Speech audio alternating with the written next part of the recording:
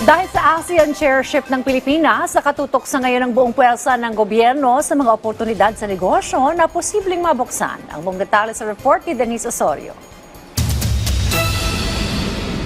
Formal nang sinimulan ng Pilipinas ang ASEAN 2026 chairship sa pamamagitan ng isang high-level forum na nakatutok sa investment, regional cooperation at economic growth. Nagtipon ang mga senior policymakers, global investors at mga maimpluwensyang media figures sa ASEAN Editors and Economic Opinion Leaders Forum bilang unang malaking hakbang sa economic agenda kung saan prioridad ng bansa pagdating sa trade, investment at mas malalim na regional integration sa ASEAN.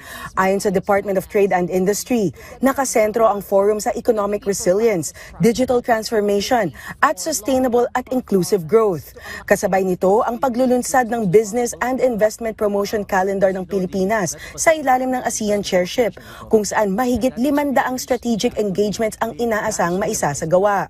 Kabilang sa mga strategic priorities ng bansa, ang mas matibay na public-private partnerships, mas malawak na digital connectivity, mas matatag na supply chains, at mas maraming oportunidad para sa MSMEs, women entrepreneurs, at mga negosyong panrehiyon. Kasama rin sa mga itinutulak ng Pilipinas sa chairship ang digitalization at AI, semiconductors at critical minerals, renewable energy infrastructure, cross-border digital talent mobility, at healthcare innovation. Sa isang panel discussion tungkol sa public-private partnerships o PPPs, tinalakay kung paano mapapabilis ang pagpapatupad ng mga proyekto sa bansa sa tulong ng pribadong sektor. Ipinaliwanag ni Education Secretary Sonny Angara kung bakit kasama ang mga tradisyonal na infrastructure projects, edukasyon at healthcare. This administration has sent very clear signals that they want to work with the private sector and that they need the private sector.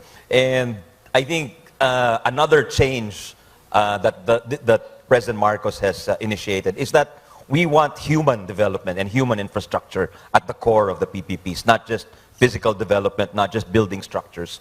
Kaugnay nito, tinalakay din ang mga posibleng modality para sa social infrastructure, kabilang ang pagpapatayo ng mga silid-aralan, habang nananatiling bukas ang pagsali ng malalaking kumpanya sa mga bidding process. Binigyang diin naman ng pribadong sektor na mahalaga ang malinaw na framework sa mga proyekto upang mapanatili ang interes ng mga investor sa mga long-term programs ng gobyerno. From the private sector, from where we stand, what we ask for are really just predictability in the rules, transparency in the processes, and the private sector knowing exactly when the projects are going to come out. Samantala, kinilala rin ng ilang mga local investors ang mga hakbang ng ARTA para mapadali ang ease of doing business sa bansa.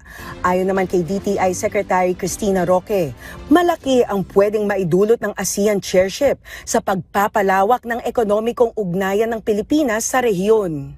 So, nakafocus kami ngayon sa ASEAN chairship because there's a lot of opportunities talaga that we can get from ASEAN, and ang ASEAN's once bonded together, is a very strong force to reckon with actually.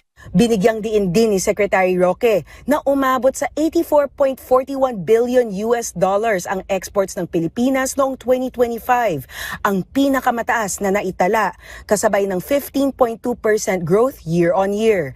Sa investments naman, nagtala rin ng record high approvals na senyales ng patuloy na pagtitiwala ng mga negosyo sa Pilipinas.